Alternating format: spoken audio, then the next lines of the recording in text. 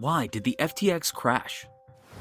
On the 11th of November 2022, FTX and Alameda, a well-known crypto exchange, crashed and filed for a Chapter 11 bankruptcy in the US while announcing the resignation of its CEO and founder, Sam Bankman-Fried, also known as SBF.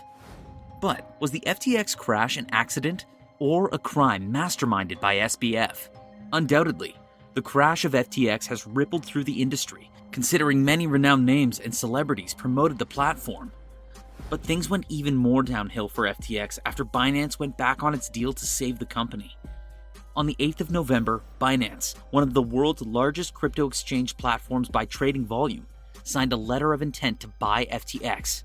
But the letter included a clause that the agreement is non-binding. And just a day after, Binance backed out, stating that FTX issues were beyond its control or ability to help. So what happened with FTX, and how did it all begin? Find out more in this video as we elaborate on the reasons for the FTX crash. How did the FTX crash scandal start? It's shocking to many that a billion-dollar business like FTX could fold up in the twinkle of an eye, but the FTX scandal began due to the mismanagement of funds and lack of liquidity. Followed by a large volume of withdrawals from rattled investors, things quickly spiraled downwards for FTX. John Ray III, an attorney and chief reconstructive officer managing the aftermath of the FTX crash, claims the situation at FTX is unprecedented and one of the worst he has encountered in his career. Before FTX filed for bankruptcy, CoinDesk published a report revealing Alameda Research, a sister company to FTX, has a balance sheet full of FTT. After a report emerged that FTX transferred about $10 billion to Alameda, it further sparked concern about what source of access its top leader has to its company's finance. Also, news organizations and multiple regulators reporting criminal liabilities surrounding the company contributed to the company's downfall. What are some red flag discoveries in the FTX scandal? Following the crash of the FTX group, there were many discoveries about how the company functioned that raised a lot of concerns. Below are some of the red flags in the FTX scandal. Payment of employees. Employees at FTX submit payment requests over an online chat platform, and a random manager will either accept or decline the disbursement of funds with a personalized emoji. This payment method is unprofessional and concerning about the corporation's lack of an organized structure. SBF $1 billion personal loan. Another red flag is that Sam got a $1 billion personal loan from Alameda Research. At the same time, Alameda Research gave to other members of Sam's inner circle, like the $543 million loan to Nishad Singh and the $55 million loan to Ryan Salam. Also, there are reports that FTX raised $450 million from prominent investors to grow the business and engage with regulators, but $300 million of the money went to Sam's personal account. Few to no records kept. One of the most pervasive failures of FTX kept little to no records of its business dealings.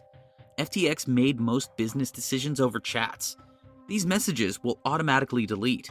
Sam also encouraged employees to enable auto-delete on their decision-making over chat. No proper corporate governance. As though making essential business decisions over chats wasn't enough, FTX, a business valued at over $32 billion, did not have appropriate corporate governance, such as holding a board meeting.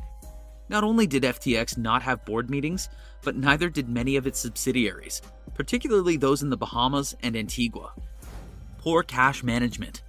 Also, FTX had poor cash management. There were several procedural failures in its cash management, like the absence of an accurate list of account signatories and bank accounts. It also has insufficient attention to the creditworthiness of its banking partners. No proper record of employees. The FTX approach to human resources was also poor. It combined employees of various entities and outside contractors, resulting in an unclear record of everybody's responsibilities. As of the time of the petition of the FTX group, it had not been able to prepare a complete list of who worked for the FTX group and the terms of their employment. Using corporate funds for personal gains. Also, corporate funds were used to purchase personal items, like real estate in the Bahamas, in the names of its employees and advisors. The FTX did not provide any documentation presenting these spending as loans, making it embezzlement of corporate funds. Sources also state that several FTX properties in the Bahamas were purchased with 50% FTT and 50% FTX stock. Will investors get their money back? Whenever there is a case of bankruptcy, investors always want answers to whether or not they will get their money back, and how. In the case of the FTX, while investors may get their money back, they will have to get in line with the rest of the creditors. FTX is an unregistered crypto firm. As such, there are no special protections for its customers. Many of the assets from FTX are missing, making it even more challenging to recoup investors. Also, there is no document showing all the company's depositors, so things aren't exactly looking great for the investors at FTX. Some people may get their funds back, while some wouldn't. Conclusion. But how did so many people fall so profoundly for Sam's propaganda? Well, leaked documents of what Sam used for fundraising in 2021 and 2022 shows why venture capitalists ignored due diligence and scrambled to invest nearly $2 billion as the offers were too good to refuse. The document was a spreadsheet that included daily uses, revenue, and expenses. It gave the impression that FTX was a rapidly growing company with solid finances, growing from $15 million in revenue in 2019 when it was founded to over $1 billion in 2021. In reality, these were sales documents without true accounting. Currently, there is a class action lawsuit against FTX, but as of the time of this post, Sam Bankman is not charged with any criminal indictment and has been spotted in the Bahamas roaming free. Drop a thumbs up if you liked the video, and don't forget to subscribe and hit the bell icon for more interesting content. Thanks for watching.